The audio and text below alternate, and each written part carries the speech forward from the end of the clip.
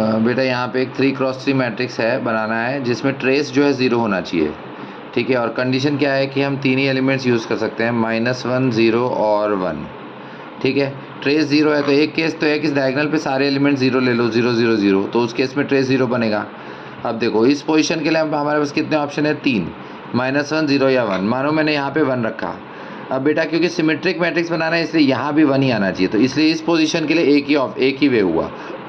Similarly इस position के लिए कितने वेज हैं, 3, -1, 0 या 1। मानो मैंने यहाँ पे 0 रखा, तो फिर इस प्लेस के लिए भी बेटा 0 ही लेना पड़ेगा, क्योंकि ये प्लेस वाला इस प्लेस पे डिपेंड करेगा, तभी तो सिमेट्रिक मैट्रिक्स बनेगा। तो इसके लिए अगर 3 वेज है तो इसके लिए 1 ही लेना, 1 वे ही होगा।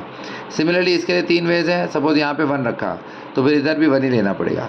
तो बेसिकली इन तीनों पोजीशन के लिए 3 3 3 आया, बट कॉरेस्पॉन्डिंग इन 3 पोजीशन के लिए 1 1 1 ही लेना पड़ेगा, क्योंकि हमें सिमेट्रिक मैट्रिक्स बनाना है, ठीक है। और यहाँ डायगोनल पे तो हमने 0 0 0 फिक्स कर दिया, तो 3 × 3 × 3, 1 × 1 × 1, मतलब ये बेटा हमारे 27 मैट्रिसेस आएंगे केस 1 में।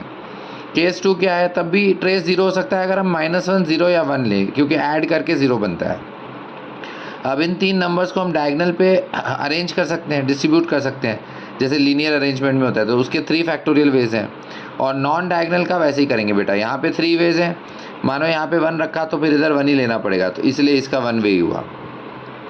यहाँ 3 वेज है, मानो यहाँ -1 रखा तो फिर इधर -1 ही लेना पड़ेगा, तो इसका 1 वे हुआ। तो इसका मतलब इन तीनों के लिए 1 1 1 आएगा और इन तीनों के लिए 3 3 3 आएगा, तो 3 × 3 × 3 27, और इधर 1 × 1 × 1 तो 1 ही होगा। मतलब नॉन डायगोनल के लिए हमारे पास वेज कितना है बेटा, 27, और 3 फैक्टोरियल जो है वो डायगोनल पे एलिमेंट्स को अरेंज करने के लिए, मतलब 6।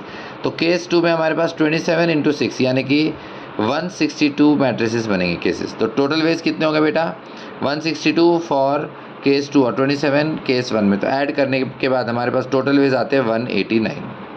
ओके।